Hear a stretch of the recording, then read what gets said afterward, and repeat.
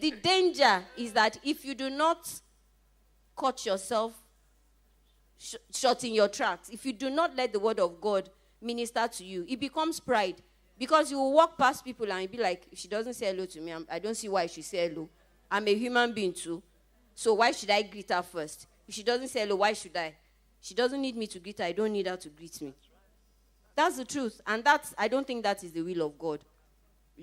So one has to be extremely careful when we get to that point where we're trying to let people know that, look, you can't trample upon me, but at the same time, we cannot carry a chip on our shoulders because we're trying to let people know that we're not weak, even though we're meek.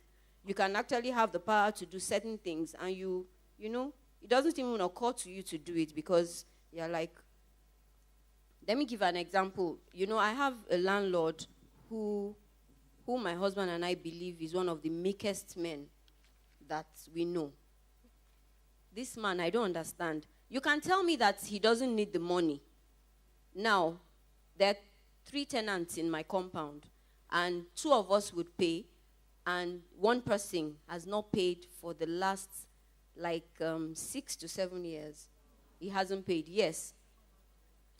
And the landlord would come to the house. He will come and say hello to all of us. He will joke. He will tell me he wants tea. He will do all that. And then one day his lawyer came with him. And the lawyer was very angry that, first of all, he can be getting more money from those of us that pay. And then the person that doesn't pay, that he should just give him the go-ahead that he will get the tenant out in 1 week. And the landlord is like, for what?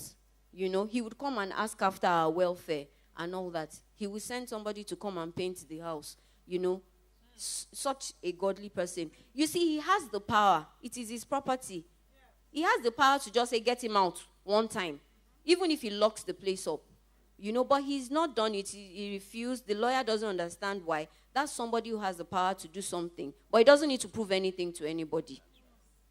So that's one of, I think, I don't know. Yes, I think, he doesn't need to prove a point for you to know that he can do this. Praise the name of the Lord. Okay, so we'll move quickly to the next question. This one. It says,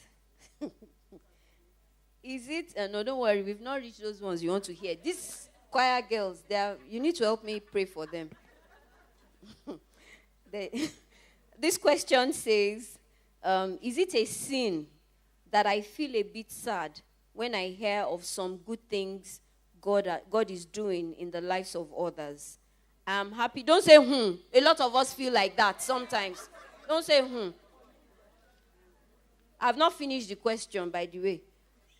I am happy for them, but it makes me feel I am forgotten, and sadness sometimes sets in. Who is going to raise their hand here that it has never happened to you, that you hear something good happen to somebody, and somewhere in your heart, it's not that you're not happy for the person, but you just feel like, is me in call? Me in call? A lot of you come to church, you park all your jeeps outside there. And somebody that spends her whole life in church, she'll come and clean chairs, she'll come and sweep, she'll come and arrange chairs. Before you people come in your high heel shoes, come and sit down. They'll tell you sit down here. You say, no, I want to sit down there.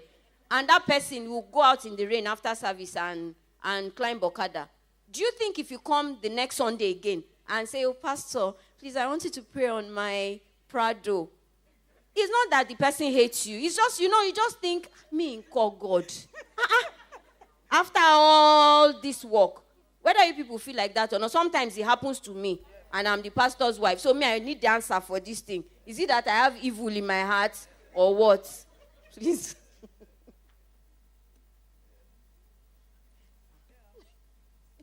To be very honest, waiting is not an easy task. Waiting is not an easy place. Especially when you're ministering and things are happening in other people's lives. You're seeing the fruit of you, and it is not happening in your life. But your responsibility is to take authority over your thoughts. You bring them to the obedience of Christ. I could have easily have been panicked here. See how they're singing for Maureen. What am I? Am I her protocol? But do you understand what I'm saying? Yes. But it was my decision to enjoy and bask in the love and the attention that my sister was going through. Not threatened,